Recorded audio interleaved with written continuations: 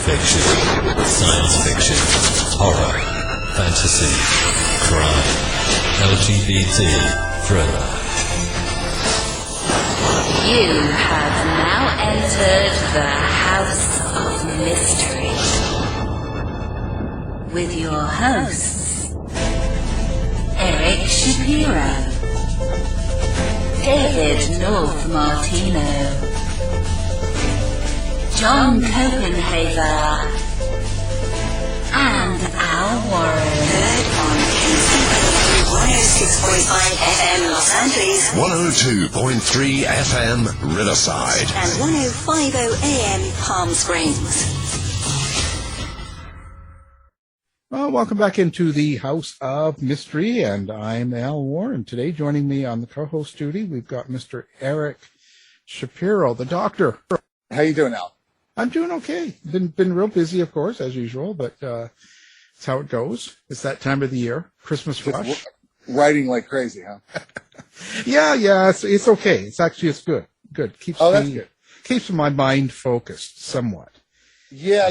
It's kind of like damned if you do, damned if you don't. If when I'm writing, I feel nice and agitated and busy, and when I'm not writing, I'm staring into the abyss. Yeah. Actually, I can't do that for very long. I have to go back to writing, so it's a little bit more than I want it to at this time. It's sort of everything kind of edit sort of stuff, but you're crunching a bit. Yeah, but it's all good. Oh, good, excellent. So let's see here. Oh, I have to ask: did you dress up for Halloween?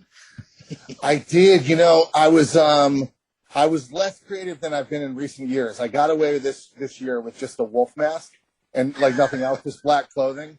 So that was it. I was very lazy. Whereas in recent years, my friends get very excited. I dress up like a woman, and everybody's delighted, and I love doing it, and it's a blast. But what started happening is I realized as years have gone on, I can't just be a woman generically because it becomes politically a bit problematic.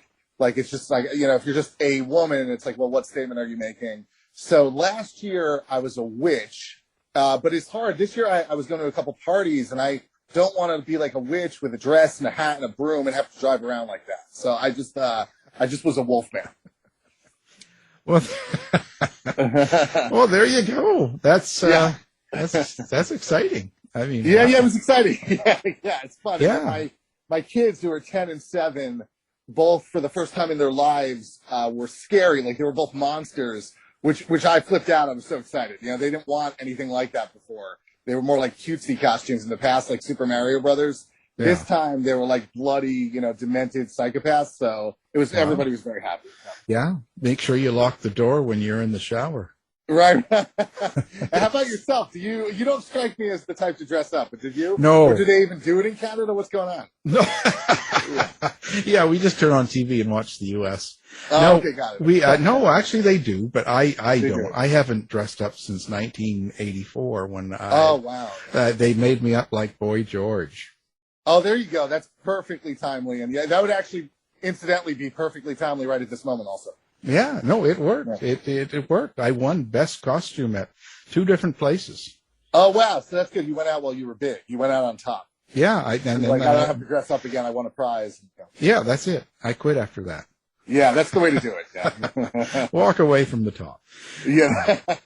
Yeah. Well, now today we've got an interesting guest. We got she's new to the show, hasn't been on before, and we're going to talk about her writing and a book that just came out, I guess, back in February. It's called Hide in Place, and it's a novel. We're going to talk about that and what's coming out after, which is next February. So, Emilya Naymark, thanks for being here.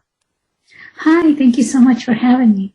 Well, Emilya, so did you dress up at Halloween? Or? So I dressed up in my mind, and I had a very, very good costume, but in real life, I just kind of sat and handed out candy until I got attacked by a bunch of 4-years-olds who took candy. I feel better. I thought I didn't exert myself, but if you were just in your mind, then I feel like I worked really hard. Yeah. But Eric, I have a question for you. Sure.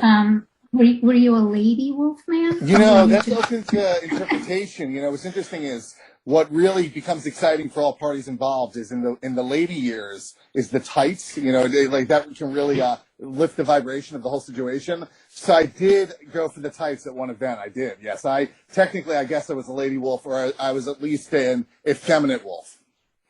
Yeah. I love it. Good question. Well, but more importantly, impressingly, what were you in your mind? Oh, what was I in my mind? Yeah. So I was menopause. Oh, that's a good one. Yeah. I love, we went to a party, my friend Florencia Mandeville, she was actually on this show because she's a filmmaker. We went to her party and she was Fate, which was really cool. And we were talking about how much I love people that dress up as concepts. So that's, yeah. Yeah, well, mine was actually very good in my mind. Because I made it out of paper mache. Oh, wow. And it was this woman's head that was all like painted red and shiny, and she had claws in my shoulders, and she was like sitting on top of me like a gargoyle, and I walked around with her. But then I thought, I much like Eric, I would have trouble sitting in a car with that. Oh, that's pretty involved. Yeah. But that's involved on every level. I mean, you have to go to the paper mache store in your mind, and then yeah, and I did all that in my mind. Wow, yeah, that's good. That's the way to do it. I could see Eric driving in a car with a witch outfit on. Right. Well, anything's possible. It's just that hat. That hat goes up so high. Instantly, I have an OCD attack. You could end up in trouble. Yeah, that's exactly right. Yeah, I try and stay out of trouble. Yeah, depends. Yeah, right. Depends what neighborhood you're in, right? You never know, right? Oh. So Emilya, let's talk about your writing. How did you get involved in writing? Right. So that's a great question, because I didn't start out as a writer. I started out, when I was like 8 years old. I decided that I was going to be an artist, and I went to art school, and I was an artist, and then I became a digital artist, and then I started coding. So at a certain point in my life, I kind of realized that I kind of veered away from where I started out, which was wanting to be a creative person, because although design is creative and coding actually can be very creative, it still is not quite the same. So I thought, let me try another impractical, future, and I'll try to be a writer. I'm going to, I don't know anything about writing other than being a reader. And I've always been just kind of a crazy, voracious reader. So, I started taking classes, and I had to take them online, because at the time I had a small kid and, a husband who worked all the time, and I worked full time. So like going to actual physical school was not really going to happen. And when I say I didn't know anything about writing, I didn't know how to tag dialogue. So, but in my mind, much like creating great costumes, I knew that I could create a great novel. So after some time, I was able to actually produce something that someone liked, and I got it published. And so that felt great. It took a little while, but I got there. So that's that story. Yeah. Well, you have now, if I'm right, you have a pretty interesting history. Now you were born in a country that no longer exists. Like, what do you mean by that? Oh, yeah. So I was born in the Soviet Union, which does not exist anymore. And I actually, when we immigrated, it was still the Soviet Union, and it was actually still the Soviet Union for a long time after I was already living in America. But one of the things that actually gave me was a certain idea of what it means to be Russian, which is in everything I write. And what I only just realized this maybe like a week ago, and I realized that what it means to me to be Russian is that it actually, the culture lends itself very well to being a criminal. I got to tell you, before you go on, I am Russian. I've never been there, but all four of my grandparents were Russian. So This is fascinating. And I actually was just reading in the past couple of weeks about what it means to be Russian. So please keep going. I'm so curious about the criminal thing. Well, what's even more interesting is your last name is Shapiro. Yes. So is my grandmother's maiden name was Shapiro. Wow. Okay, so that means we're like distant cousins because there's only Probably. so many Shapiros. I mean, it's a small pool, so we're probably like 12 cousins or something. That's awesome. Probably, yeah. maybe closer. Yeah. But so I end up putting all these like Russian criminals into my novels because while it was the Soviet Union, there was this mentality that the authority is very strong. Everything is the government. You don't work for any kind of private enterprise. Everybody works for the government. If you're a doctor, you work for the government. If you're a publisher, a writer, whatever you are, you work for the government. So there's this attitude that, the government is everything, authority is everything. And at the same time, there's this understanding that everything is corrupt. Mm-hmm. So basically 100% of authority is also corrupt. Mm-hmm. So you're kind of on your own. So on the one hand, you depend on the government and authority, but on the other hand, you really have to depend on yourself. So there's a very much of a do-it-yourself kind of attitude, rely on yourself. And that, something about that, and also knowing that,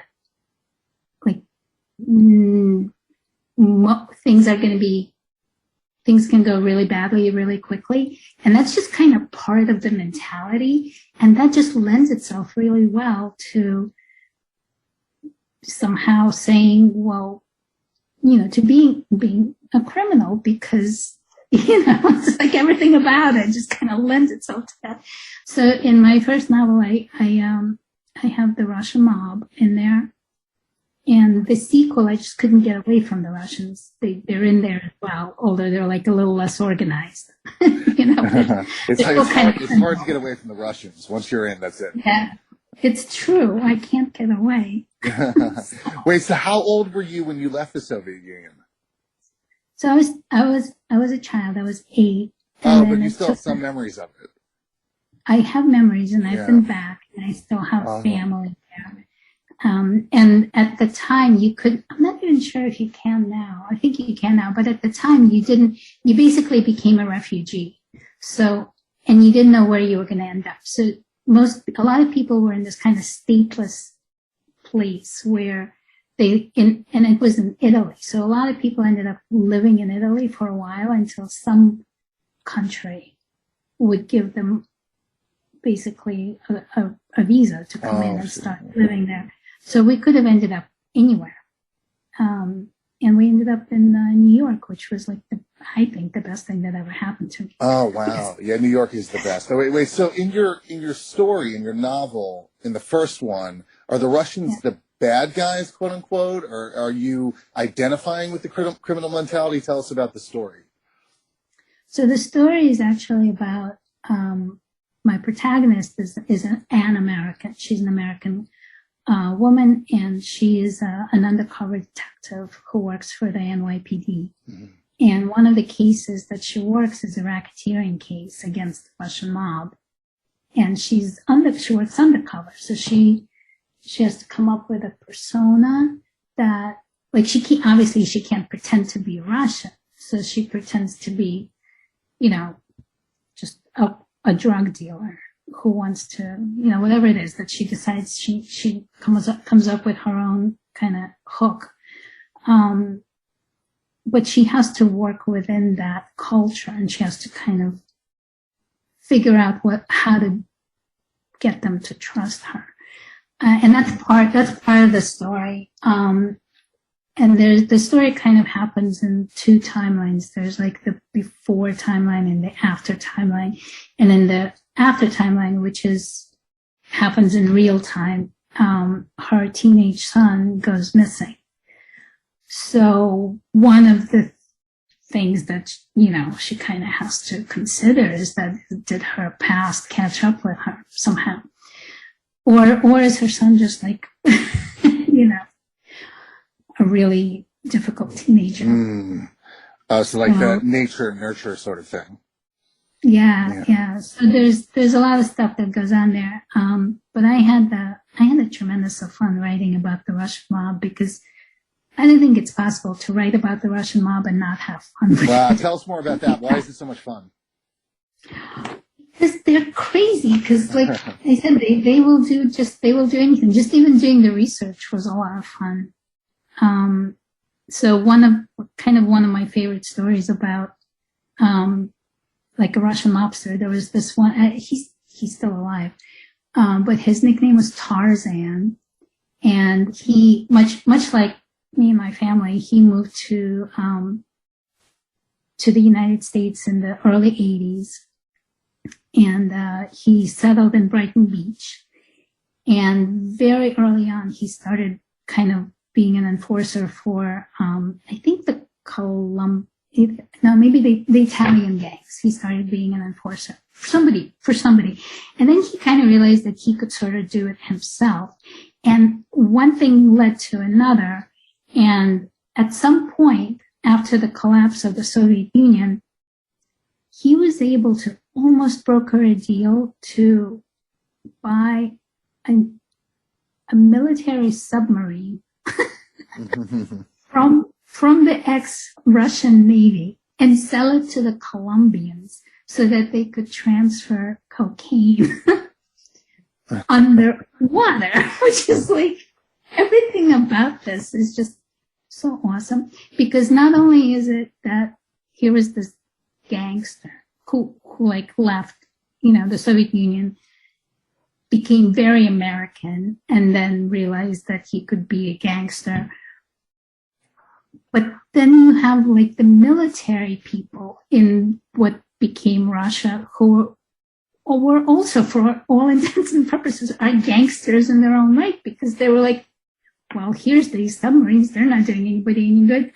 We could sell them for, I just love that concept. Wow. Yeah. It's interesting. The whole thing about criminality and the appeal of it. I've always felt that there's a real, overlap between, being a criminal and being creative, or being a criminal and being an artist. Like, cause it is like kind of like you're getting away with something. And I always feel like when I'm talking to Al, here, he could say anything at any time, so there's danger. It's like, this guy's a criminal in his own right. Like he's over the line. So it's, I think there is, those personality types kind of are next door to each other. Well, there. I think I agree with that. Yeah. I'm criminally insane. Right. You took the words out of my mouth. Yeah. Yeah. Well, I enjoy it. I don't know any different because that's who I am. I wonder now if you, so when you talk about these characters, the Russian mob characters and stuff, where do you draw that from for you personally? So, like the characters themselves. Yeah, the characters themselves. I feel like I knew so many people who were, like you said, like next door to being criminal. Not quite, but there's a very specific, like, machismo laden attitude that, Russian men have, that it was just so easy. It was at my fingertips, and I could just make these guys that way, I could just hear them. And that part of it was very interesting to write because, they're not the heroes of the story. The hero of the story is my female cop. And so she has to figure out how to be a woman within the police department. But then she also has to figure out how to be a woman within this environment where she's going undercover, where she has to act a certain way, and she can't have a chip on her shoulder. She can't be, the way she is in the police department, where she's like, I can be anything you can be, I can do anything you can do. She can't be like that. When she's undercover. She has to kind of fit with what these guys' expectations are. Yeah. So that to me was actually very interesting. That is very interesting. So she has to sort of acculturate to and she has to be more submissive. She has to be a little more submissive. She has to be sexier than she would be. Than she would be. That's really good. That sounds like it would be a good movie. Yeah, well, from your lips to God's ears, right? Yeah. Wow. So are there scenes where it's like Reservoir Dogs, like she's undercover and her heart's beating fast and she's worried they're going to catch on? Is it that sort of storytelling? Some of it. Yeah. Sure, yeah, because she has to, because actually one of the reasons I chose to write this, to make this kind of like the crime or one of the crimes is that I'm married to somebody who was an undercover NYPD detective. Oh, wow. And he worked racketeering cases. And so he gave me so many stories. And at some point we always used to talk, he's going to write, down his memoirs, but he's not a writer. So then I thought, okay, I'll write his memoirs, but that just like never happened. And I was like, you know what? I'm just going to take his stories and I'm going to make him a lady. Yeah. And that seems to be the theme of this conversation anyway. And so a lot of what happens to my character, and a lot of the reason why I even knew what needs to happen is because of what I knew my husband had to go through. Wow, that's got to be very stressful. Does he still carry the stress from having done that, or it was more something he was able to deal with? Well, for him, it was actually very, very fun. He really enjoyed it. And I have to say, I've met other partners that he's worked with, and a couple of women that he worked with who were also undercover, and every one of them, when they talk about going undercover, it's like their faces light up. Wow, so it was like acting. It was like play acting. It's acting, exactly. And so that's exactly, so how we talked about being criminal, you kind of have to be creative. Well, to be an undercover, you absolutely have to be creative, because you have to create a persona. You have to dress differently than you normally dress. You have to talk differently from how you normally talk. And it can be a lot of fun. Wow. How do you think you would be if you had to be undercover? Do you think you would be more anxious, or can you relate to the fun component of these, of your husband and his colleagues? Oh, you know what? I never even thought of that. I don't think I could do it. I would have a heart attack. Like, I would be in an ambulance. Like, Al, would you be able to do that, Al? A whole persona, and if somebody looked at me wrong, I would go under. No, I could do it, but I'm far too old, Oh, you're at this point, yeah. But do you think temperamentally you could have done it? Oh, easy, because I'm I have that little spectrum fog, and I can easily. If people don't know if I'm serious or not. And that's right, you keep your blood pressure low and all that stuff. Yeah, and that's something I've always had without trying. So I've learned to play with it and use it as a strength in a sense. Yeah, it's like your deadpan strength. Yeah. Sort of like, just administer, just say things nonchalantly. Yeah, it's one of the few things I've got. So you got to make... Look at us now. It's paying off for you in spades. Yeah, it takes a long time, but I'm kind of old, and but it's so it's good. But I was thinking this would be a perfect character for you for next Halloween. The which one of The Russian woman mobster. Right. Think about it. Well, you know what? The funny thing is for Eric to dress up as a Russian woman. Yeah. Well, yeah, I mean, because he could do it. He just has to get the accent down a little bit. Yeah, it's true, because I look very Russian. My eyebrows are thick. It's true. Yeah, I'll take it under consideration. I can smoke the cigarettes. Yeah. Yeah, and a woman. You see, because you were saying a woman, so this is a I don't want to be a generic woman, right? Right. Yeah. You have a no. You have to wear leather. Right, leather gloves. Right. Leather. You have to have red hair. Right. Oh, this is good. Okay. I think you guys talked me into it. Yeah. Amelia has to be my consultant, though, because I have to get all the details. Yeah. Yeah. Yeah, you walk around with like a bottle of vodka. Right, exactly. In book 2, so book 2 is forthcoming. Is it coming Yeah, next so year? book Is 2 that is what you coming told us? next February, and it's called Behind the Lie. Okay. And it continues, with my lady, who, And she's undercover again. so, she's not undercover in the next one. Okay. But, so in the first one, the first thing you find out about her is that she quits the NYPD in the aftermath of that racketeering case. She quits and she moves up into the Hudson Valley of New York State. And after, and she kind of like manages this kind of half-life, kind of trying to come back to herself after the stuff that happened to her. And that's when her son disappears. So that kind of starts off the first novel. And by the time you get to the second novel, she's a little more comfortable in where she lives, in the neighborhood where she lives. And it's a very friendly neighborhood. And it starts with this humongous block party. And then things go downhill from there. Wow. Because of course, there's 2 of us living there. Are you feeling the potential for a series? Like it could go beyond book 2, like this character is I would with love. you and I have an extremely, extremely strong idea for the third in the series, but again, that's something that has not been. I have to convince other people that it's a good idea too.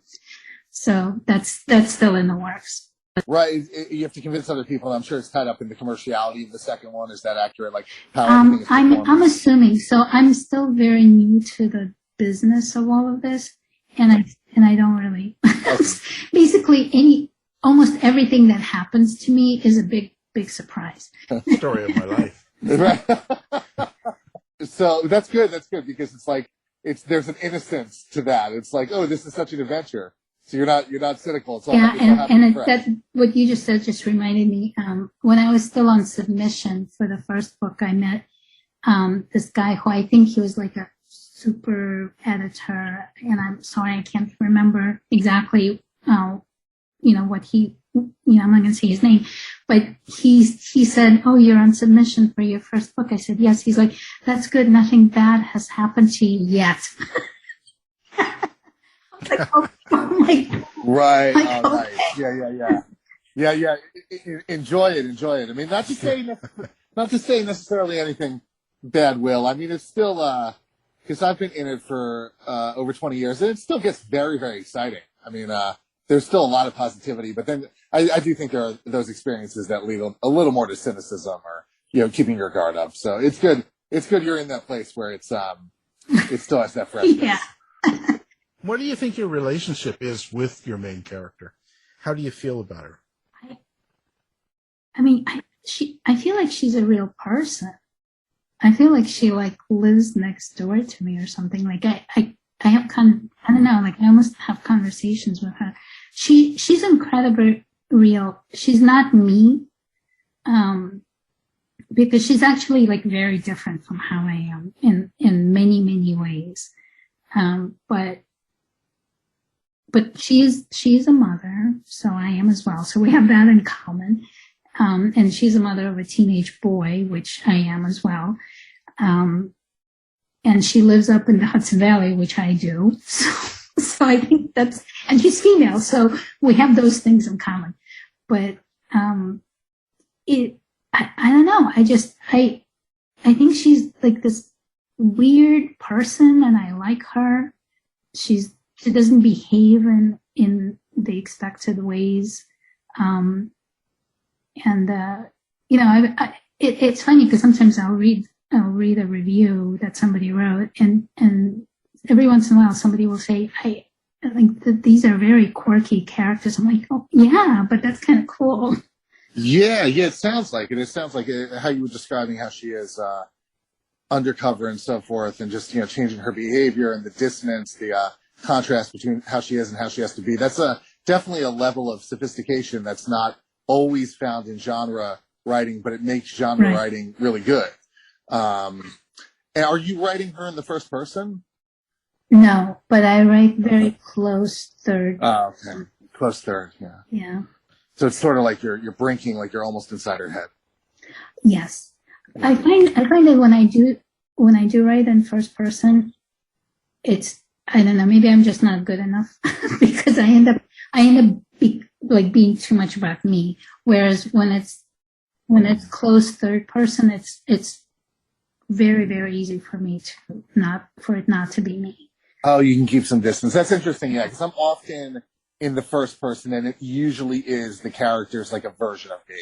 Like, it could be my brother or my cousin. So I absolutely understand that. Like, and that's very much like the Hunter S. Thompson thing. Like, even if he had a different name, it was always him. You know, it was a persona. So that's good. It's good to sort of take a step back. It gives you the perspective to make her own person. A little bit, yeah. And the second one is her 13-year-old son. So I write. And how old is, you said you have a son who's around the same age? So books take a lot longer than human beings. Okay. So when I first started writing it, they were about the same age. And now, of course, my son is a bit older than the characters. Yeah. Oh, got it. Okay. But he's still a teenager. He's still a teenager. Yeah. And as of book 2, the fictional son is 13. As of book 2, he gets to be 15. Oh, got it. Is he, sorry if I'm not tracking. So in book 1, he's there as a 13-year-old. Yeah. Okay. But it's in his point of view more in book 2. So in book one is the point of view is him and her. So got it. Okay. Yeah. Okay. And by the time I get to the second book, I kind of turn away a little bit and deal with, like, I introduce a couple more characters. Oh, I see. Okay. So you're doing, in book 1, you're doing cross-cutting between their two worlds to an extent. Yeah. Nice. Did you write each section on its own chronologically, or you actually wrote and cross-cut while you were writing? I wrote them chronologically, and I wrote them trying to think of which point of view would make that, that part of the story the most, effective. So, right. Okay. Yeah. So you wrote each one individually, and then you shuffled the deck. No, I kind of wrote them to an outline. So I kind of started at the beginning and went to the end, but I think I might have kind of rearranged things at some point. Oh, I understand. Okay. Because I definitely, when I first finished the first draft, it was so light. It was only 50,000 words. And I was like, okay, I gotta. So that's when, like, more of the shuffling came in and filling out. And then it became a novel. Oh, I understand. So what was the ultimate word count? I think 78,000. So it's not a big, it's a quick read for sure. Wow, for me that's long. I've written mostly novellas. I mean, I look at people like you and Al. You're like, you have the endurance. You're like marathon runners. Like even 50,000 for me is a push, but 70,000 sounds very, very full. It was. At first, it was kind of scary because I wasn't sure like how, what was going to happen. But it actually really, what it was putting in a lot of those little details and stories and, the buying drugs and all that. So. How do you get into your character? Do you actually put on the leather and the red wig and go out and buy drugs and do stuff? Like, is there something you have to do to put yourself in that frame of mind? Well, I have to, those are really good ideas. Maybe I should do that. No, I end up doing a lot of, like, mental throat clearing before I actually start writing. But once that's out of the way, I get into the zone and I get into their minds. I can write as them. Is the throat clearing on a daily basis? Like every time when you sit down to write, you sort of have to go in that zone, or is it more per project. Like there's a period of mental preparation, and you're just ready to live inside it for a few weeks. Well, it's unfortunately for me, it's both. Okay. Oh, yeah. So every day when I sit down to write, that throat clearing can like be brutal. But eventually, like I do get into the zone. Yeah, that is the hardest part, sitting down every day. It's like, I don't think people understand, like, even if you've written for years daily, like, I think any given day, it's like you really are, with that blank page, you're facing something kind of daunting. And I wish there was, lately I found that I have to be very strict with myself. And what I started doing is I started taking my phone and putting a timer on it so I can visually see it. And I just turn on the timer and I tell myself that while that timer is going, I'm not allowed to do anything other than write the scene. So I can't check mail. I can't answer the phone. I can't,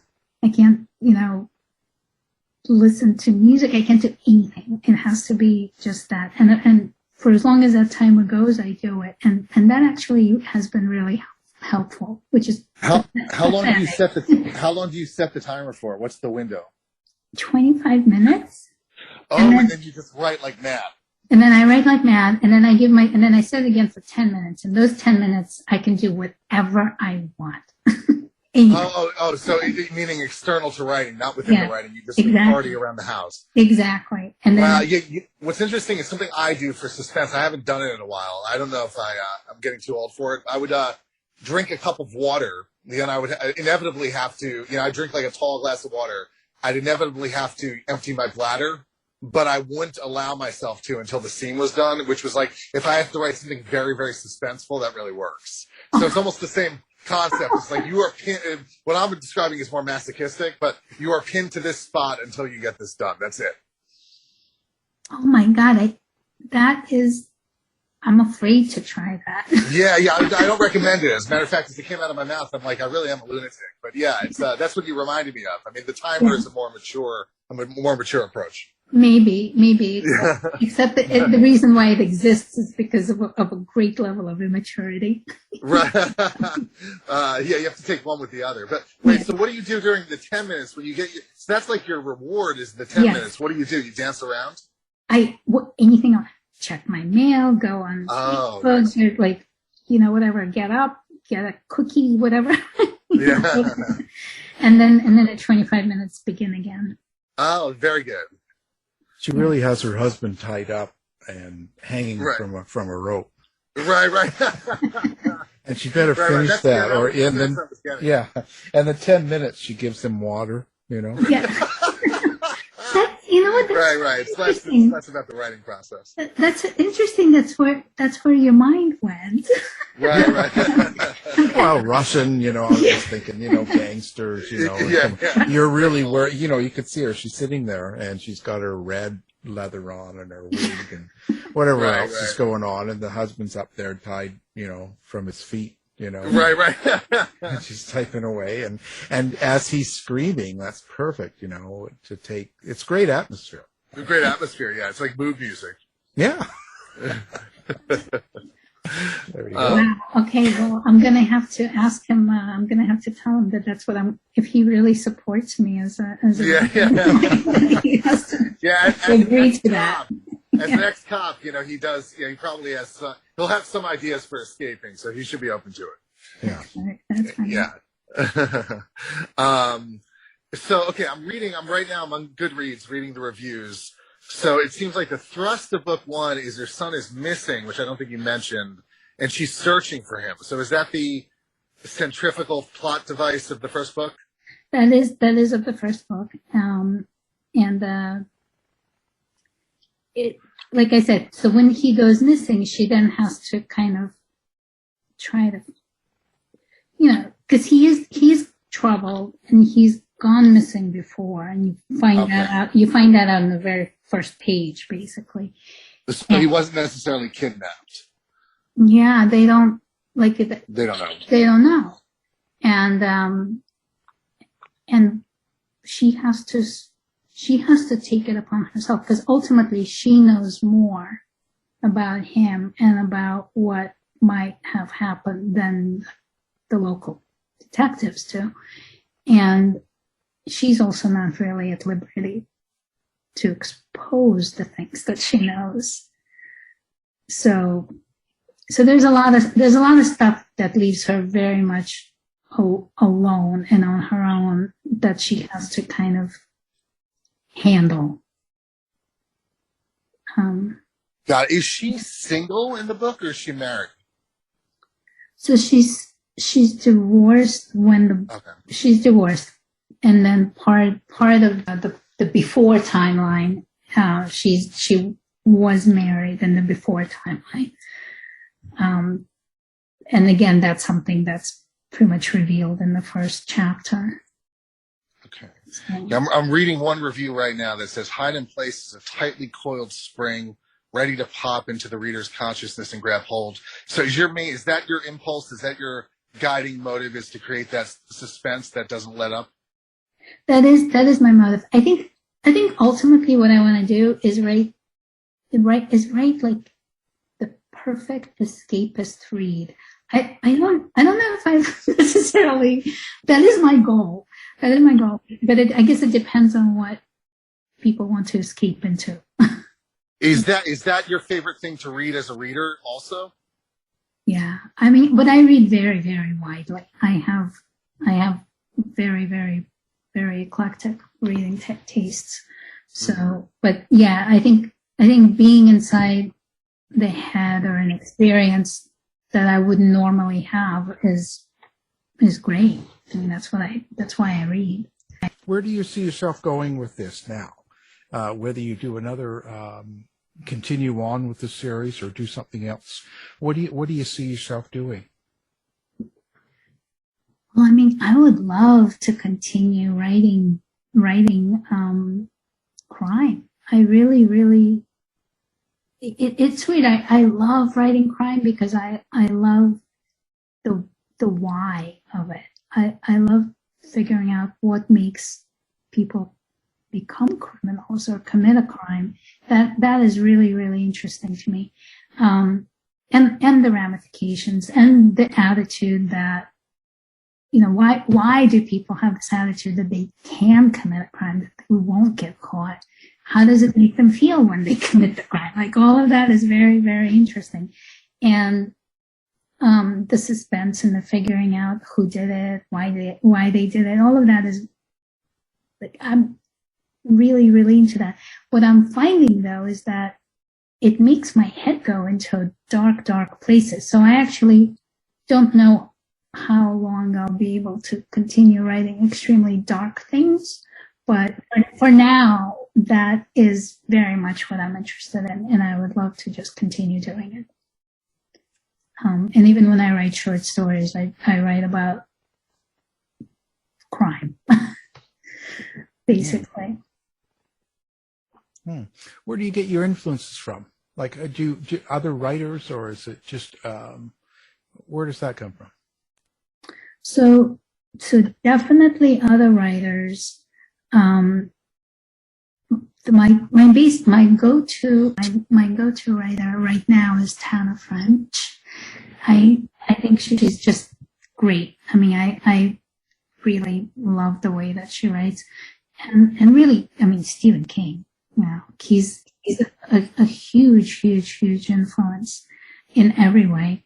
And then as far as the crime element, I subscribe to a few different sort of crime newsletters for like whatever goes on, and that is actually really inspiring because sometimes the things you read about that people do, you just kind of gotta wonder, like, where did they even come up with the idea?